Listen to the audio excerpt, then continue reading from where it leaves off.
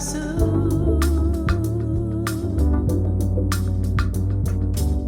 question I believe that you should ask is it actually healthy to not have anything to say to each other after a while? Right. To not have any new experiences to share with each other. Mm-hmm. To not have anything we want to share and talk about with our spouse because either you're avoiding a situation or you might be considered as nagging. And if I keep talking, he's going to shut down again, so on.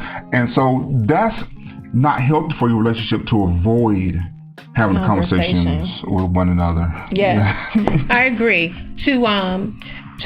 For couples not to talk is a norm because we've seen it. When we were dating, we saw it. I remember it was an older couple, but our last date night in December, we went out. Our date night in December, we went out and we sat and talked about what we're going to do, with Couples Pursuit this coming year. And right across from us, close enough to touch almost, was a couple who didn't say a single word to each other the whole time that we were there. And they were already there when we came. They sat eating and swiping. And that's it. I remember that. The gentleman was on his phone more, I think, than the young lady was, but it was just eating and, they interacted with the waitress or the waiter, but they didn't interact with one another. Not a single word was said. And this was a young couple. The whole meal, yeah. It was the entire meal. And so it is the norm for some people that when they get together, after a while, they don't have conversation, right? Or for two people to meet one another, and if we're talking about, dating in this day and age and what they call dating, hooking up and all of that, conversation is not necessary. But when we're talking about marriage, we're talking about kingdom marriage, we're talking about partnership, we're talking about covenant, we should always be open to engage with one another. Taking into account differences in personalities, communication styles, there still should be a level of healthy daily interaction with your partner aside from good morning and good night. You can't really live in that space. Well, I guess you can, because apparently some people do. Right. But I urge you to not live in that space, because a relationship, just a word alone, is that it's when two people are suitable or compatible or similar to one another and they want to connect. We think that they should connect, either be people, things, you can say those buildings, they're similar, or people that's relatable. I can understand it. And then the word ship is just saying to master something, or to master the skill of, leadership, whatever, relationship.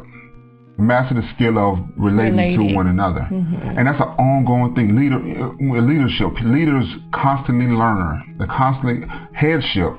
We're always praying to God, seeking guidance, how we should lead our family. Relationship. Same thing. We cannot get to a point where it gets stale and we just stop trying to learn new things for our relationship. And even if you do feel you might be in this place, there are so many things that we can do. We're going to cover some of those things, but it's also great to ask the questions like, what got us here? What got us to a place? How did we get here? Were you always the couple that did you not have things in common when you got married?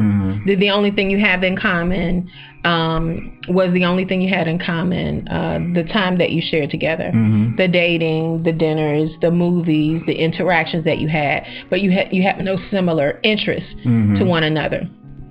He might like to be active and she may like to read books, and so your quiet time doesn't, match up. That's one thing. So you take a little time and you spend that time doing what you like, and then he spends time doing what he likes, but you should always be able to come together and find something in common do together. That's right. Now that's one side of the norm for people not talking all the time, right? But we also have to think about the other side of the coin, and that is ineffective communication. Are you not talking? Is one person or the other not talking because they don't know how to relate to one another, or because the way they relate to one another is toxic for one partner or the other? So then one person might be what we would call the avoidant, the person that's going to shut down and be like, you know what, I don't really want to engage. Or the other person is like the pursuant. It's the person that's like, what's wrong? Talk to me. Open up. Tell me this. Answer this question. And then that can create a ticking time bomb of its own, right? Yes. Because that person who is the avoidant person, they don't want to be bothered. And they could not want to be bothered for several reasons. And some of those reasons may include, I didn't grow up sharing my feelings. Yeah. I want to talk about how I feel. Why you always want to talk about how you feel? Every day. I just told you how I felt. Right. I love you. It is, why you keep asking me that? Why do I need to tell you that I love you? Don't you already know that? Well, no, because love is a noun and a verb. You say it and you portray it, right? So I like that. That person may not feel like they need to emote every single thing. Or maybe when they grew up, they did express their emotions, right? And they were shut down. So it's like, well, I've learned that when I say how I feel, I get antagonized about it, or my feelings were hurt about it. I was misunderstood. My heart was broken, etc., etc. I felt vulnerable and out of control, and I don't ever want to feel that way again. So now I got myself a wife or a husband. I'm good. This relationship is good. I love him or her. I don't want to talk about how I feel. I just want to exist. And I especially don't want to talk about how I feel if I'm the person who is in error. Yeah. And I don't want you to tell me I'm wrong. I don't want to hear about myself. Right? Right. So I'm going to shut you down. Yeah. And sometimes we find that sometimes it's the guy that's kind of not talkative. Some guys talk a whole lot. My goodness, I know some brothers that I know a couple. But in in a lot of relationships, the guy's kind of the one where I don't really say a lot. I'm kind of my love action. My love language is service and acts of service. I kind of just. You should know, how I feel just by the things that I'm doing. So when we're together and in their mind, they might say we have to talk. I don't really have a lot to say because I said it all through my actions. Yeah. Done. Drop the spoon. Not the spoon, baby. Not the spoon. And don't get me wrong. I know there are relationships that the couple the man kind of does his thing, the woman kind of does her thing. They might come together for dinner and talk for a little bit, and then we're done. Tomorrow, wake up, go to work. It's kind of that same routine or whatever. And you might think it works for you. That's for you to judge. What I want to make you ponder, or hopefully you will ponder and think, is that are we really getting the best use of this relationship? This time together. Because it can be over in a flash. It's done. The kids can get grown, be out the house, and it's just you and that person. And we're looking at Jeopardy, Steve Harvey, going to bed, waking up, looking at really. And I know. Why I'm so passionate about this is because I knew a man that he came to me one day and he said, "Vincent, I don't understand." I said, "Well, oh wow, what's wrong?" And he said, "Well, I got home, all my wife's stuff was gone. She cleaned the closet out, and she left me a note and said, here are the keys." Wow. I was like, so you didn't have any idea what was going on? He said, "No, I thought everything was good." And he's a quiet man already, so in my mind I'm kind of like putting pieces together. But I'm like, okay, well, did you see anything? No, she didn't say anything. And I'm saying, did you ask her if she's happy? Did you have a conversation with her? Did you did you engage? Did you engage? Yeah. And he's like, well, she knows that I love her. I'm like, well, like when y'all got married like 30 years ago, you said? No, I didn't He's say exaggerating. But I didn't say that. yeah, I also know of someone who came home and their wife had packed up all their things and gone. And unfortunately, when you don't have regular communication, right? And then you have a person who avoids conversation, who avoids confrontation, who avoids dealing with the tough subjects, right? Once you get comfortable with that, the person who is the avoidant person, they're happy in that space. The person who is the pursuing partner or who doesn't have that character or personality, they are not happy, and they're never going to be happy in that space. They may learn to cope with it, but it doesn't mean that they're happy. And I think that that can be one of the situations where you come home and you find that person is gone, or that person has unfortunately had an affair, or they have stopped having sex or being intimate with you, and you wonder, well, what's wrong? Well, why? Well, you never talk to me. Yeah. So it's not push a button, breakfast, push a button, laundry, push a button, dinner, push a button, sex, push a button. Talk to me. Intimacy is more than intercourse, right? And so for a woman, for many women, I can't speak for every woman, but women in general, we want to be talked to. We want to be paid attention to. And it's not the mythical treat me like a princess kind of thing, because I'm not a little girl. I'm a woman, right? But I want his eyes on me before he puts his hands on me, right? Because I need you to see me as a person, not as an object, not as the object of your satisfaction. I want you to see me that way as well. Yeah. That's mutual. But first, I need to be a person. I need to be a partner. I need to be a friend. I need to be a confidant. And if I can't be all those things, for a woman, it's difficult for her to open up and give herself to you. Yes. And so that's why we went into the communication camp, and we're staying here because there's so many couples that we see, we run across, we talk to, just with on the online, we email. It's just so many couples that have similar issues, but they got there different ways. But it kind of all boils down to, well, he doesn't talk to me.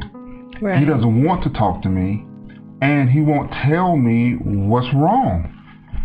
And I'm saying he. I'm not throwing my brothers under the bus, but women for the most part are talkers. I hear it. Yeah. And brothers, we have to look. Just because you never, you got something to talk about when you want to talk about it. Man, I could sit. Say that. Yeah, I could sit somewhere at a ball game, meet a total stranger. We could talk about LeBron. We could talk about football. We could talk about this Seattle trade with. Whatever. We could talk about quarterbacks and who got the most money or who don't deserve that much money, and we could talk about for a long time. Yeah, a long time. But these same brothers I'm hearing won't share with their wife, won't talk to their wife. Well, my wife doesn't like football. Well, what does your wife like?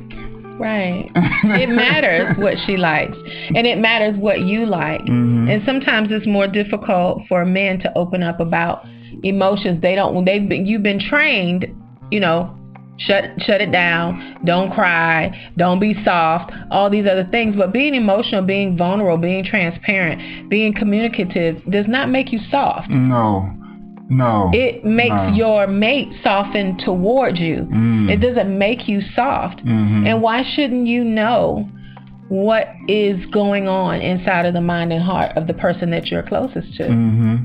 They want you to know that. And when she knows that about you, then she can relate to you in a way that is pleasing to you. So she doesn't bother you when the game is on. She knows that's what you like. I'm not going to have a conversation with you then. Yeah. Right. Yeah. But you might want to come and just join and be in your presence. So you join us. We're talking about, is it normal for married couples not to talk?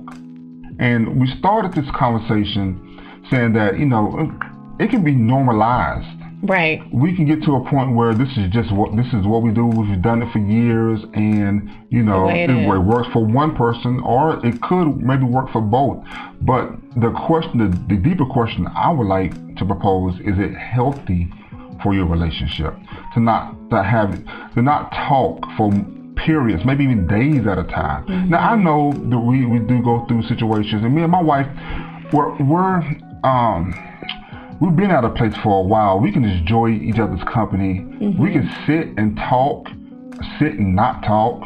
We can sit and read or do something else, but mm-hmm. we in each other's company, and we're like, man, I'm good. I'm in a good place. I feel good.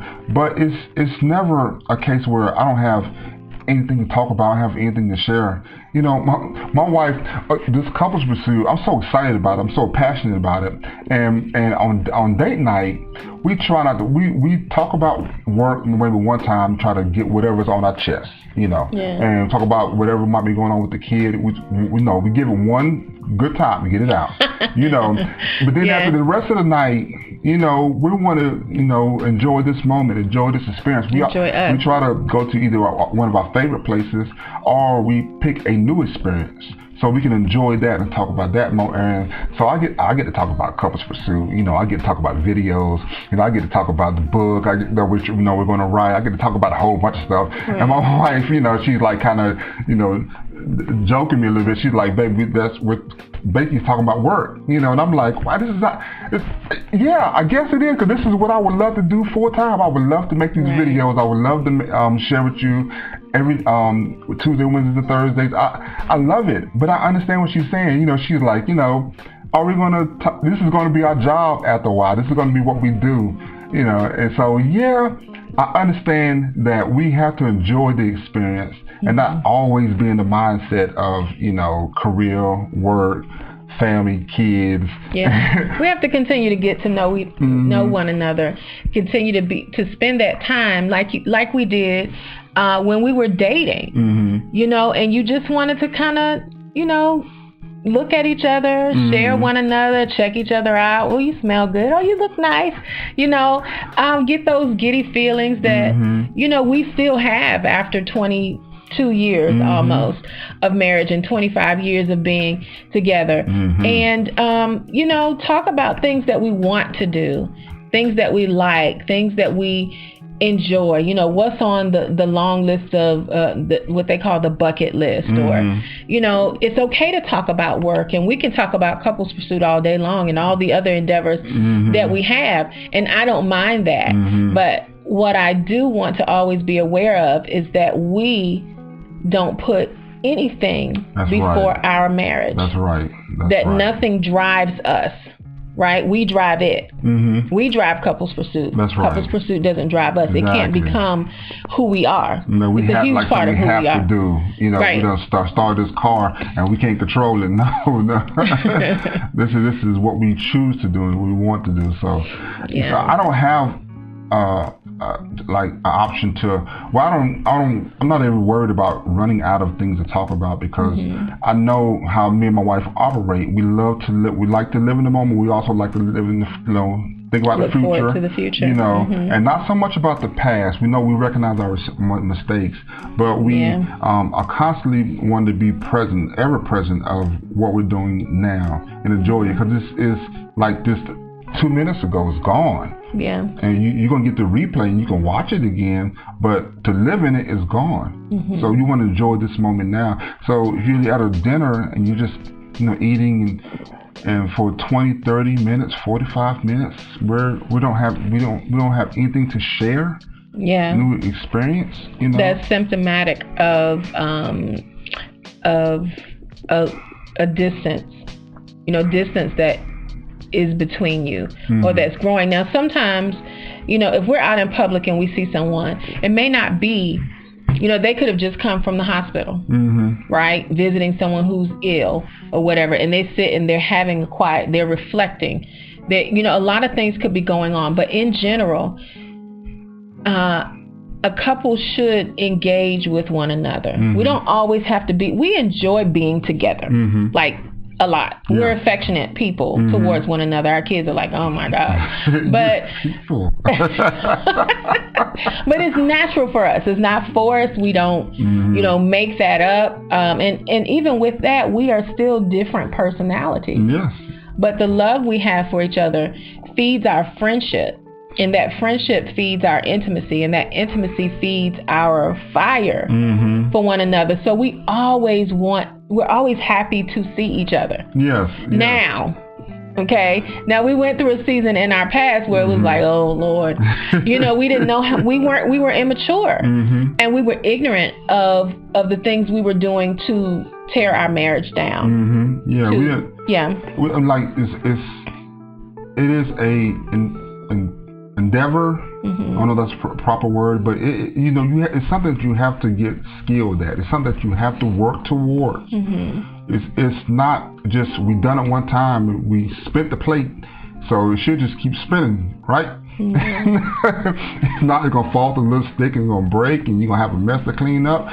You gotta keep it going. You gotta keep it going. It's something that you have to work towards. Yeah. And if you do that, I mean, it's like starting now, if you are in a situation where, that kind of sound like us, we can not talk to each other for moments or days at a time, and to the other person it seems normal, so you find yourself in that situation. Well, it's not too late. There's some things that the both of you can do, or you can start, and your spouse can say, hey, she's doing something different, or he's doing something different. Right. Yeah. And one way to break the ice is to, first of all, you acknowledge your spouse. Appreciate them, validate them for who they are and for how they are, and then express your desire to be closer to them. I would like to do that, and I'd like to do it in a way that's comfortable for you and for me. And so, maybe you could try this, little 5-minute love language quiz. You take yours and I'll take mine, and then we can meet in the middle, and then you can tell me, I'll tell you my score and you tell me if you agree with it. You tell me yours and I'll tell you if I agree with it. Now, the 5 love languages basically tells a person, based on how they answer questions, how they experience love and relationships, whether they like acts of service, they like physical touch, they like gifts, and there are 2 other areas, right? And so then you can find out about yourself, you can find out about your spouse, and then it sparks an interest to have a conversation, to rekindle the romance that you once had, or to build on a romance that may have started in a rocky patch. Yes, and another. So that's one example. Maybe take the quiz together, and I'll try to make a note for leave you a link in the comments. But another one that you can do, and this will kind of put you out there, is to actually go to your partner and just ask them, what do they need from you? Ooh, yeah. You like, wow, this can go a whole bunch of different ways. Let's follow it. Let's follow it. What do you need from me, baby? Well, what would you like, from me? And it can just open up so many conversations, because then the emotions get to going. Not like mad or anger or nothing, but they actually have to reflect and be like, oh, I just would like if you would call me if you're running late for coming home. I'm thinking you come home at 5:30 and it's 6:30 and I haven't heard from you. You're like, wow, I didn't really know that was a thing. I know I do that, but I didn't know that was a thing. Yes, great, more. Yeah, I could do. Well, I'm coming home. Don't say that. Well, I'm coming home. Well, yes, but she'd like to know when you're coming home, and that leads to another point I wanted to make. Sometimes the person in the relationship who doesn't talk because they don't want to be exposed. They don't want it to be revealed what's really going on with them. Whether that's fear, if it's infidelity, if it's, anger, if it's they don't want to discuss the situation because they know it's going to turn into something else. Or the other spouse might be a talker or a nagger, right? And it's like, if I know once I get talking to her or him, it's going to be all night. I don't want to talk all night. Yeah. See, when you discuss how you relate to one another, and the 5lovelanguages.com, I put it in the comments, but when you're able to figure out how your spouse works, right? And you can do this without that. You can just ask each other the concrete question. But when you figure that out and you get to know how they are, then you can consider how you approach them. That's right. You can realize, okay, well, I know I have lots of words, so I need to temper the way that I speak to my husband. Yes. I need to not raise my voice. I don't need to be popping my neck and swinging my finger and hand on my hip and raising my voice and to a person who doesn't like to engage. That is not what you want to do. That's right. Leave room for engagement. Right. You know, take the pause deliberately. Yeah. Like, you say something, and your spouse will be like, "Oh yeah, so to answer your question," I'm telling you, it can work miracles. Just let it simmer. What you just said. Leave room for response. And like I said, the topic was: is it normal for couples not to talk to each other? Well, if it's normal, maybe it's not healthy. So if you want a healthy relationship, these are things you can do. So we talked about the 5 love languages. That was 1. 2, we talked about just being vulnerable and asking your partner what they need from you. Yes. Yes. That's correct. And the third one was what was the third one, babe? Well, there's several strategies I wanted to share, and if you want to pull up that other point, there's several strategies. You should talk to your spouse without blaming or accusation, right? So if you have an issue that you want to discuss, you want to make sure that you're not, listen, I need you, that's going to be off-putting to start with. And then, this is very important, ask yourself what you might be doing to contribute to the issue that you're having. Because if the spouse doesn't want to talk to you, self-evaluate. Now, what am I doing? How am I approaching him or her? When am I approaching him or her? What is my tone when I approach him or her? When they approach me, do I walk away?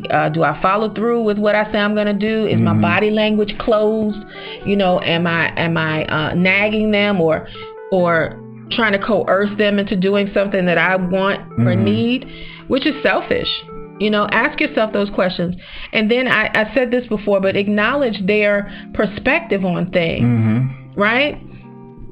And respect one another's mannerisms. If my husband is not a very vocal person, I can get him to communicate with me without him having to be me and communicate the way that I communicate, right? You find what works for you. Then also avoid sarcasm. Wow. Prideful, snide comments, behavior, and body language. Because you can say, I love you, right? I said it with my mouth, but my body said, you're getting on my nerves. Were you going to add something? Oh, I'm just saying, sometimes you say, like, you never talk to me.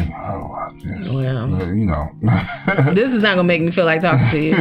And then there are two more points. As well as avoiding sarcasm and snide comments and, saying prideful things, you want to affirm your partner and have discussions in a neutral moment. You don't want to bring up everything that's on your mind in the midst of a conversation. You're trying to discuss one thing. Yeah. Well, and another thing. We can't talk about everything. No, at once. At the same time. And then stay away from all or nothing, statements. All or nothing comments. You always quiet. You never speak to me. I'm not always quiet. Yeah. And I do say words down. No, I'm sorry. It's exaggerating. Don't over exaggerate, and don't make your partner feel like they don't do anything right, or that you do everything right, because neither are true. That's true. Neither is true. That's true. Yeah. So hopefully we talked about something answer the question, but hopefully made you think a little deeper about the topic of just finding yourself. The word rut just keeps coming to mind. So just find yourself in that valley, in that place where, the conversation doesn't really flow freely. We really don't try to experience new things. We don't really need plan to experience. We might plan to go visit somebody, the grandkids or the kids, or we might plan on going to the store, going shopping, but we don't really take the time to actually figure out what's the other person's needs and what do they need from you, and how can we just enjoy this life we have together, this relationship we have together, this marriage, this union that we have together. So if it did, leave a comment, please, and reach out to us and let us know. We're so happy to hear from you. Yeah, if you got anything out of that, then like you said, just please leave a comment. Share this with someone who may be experiencing this. And we're talking about this on one level, and we know communication issues can have many different levels. But in general, we should be able to communicate with one another, and we should enjoy communication with one another. That's right. If you find yourself running out of things to say, then find things to do together. Yeah. That right there can help you, and it will bless you. Yeah. So thank you for tuning in. Yes. And we appreciate you. Please share us on one, like White said, and we look forward to seeing you next time here on Couples Pursuit. Bye. Thank you for watching this episode of Couples Pursuit Live. If you enjoyed this video, here's another one we think you'll like.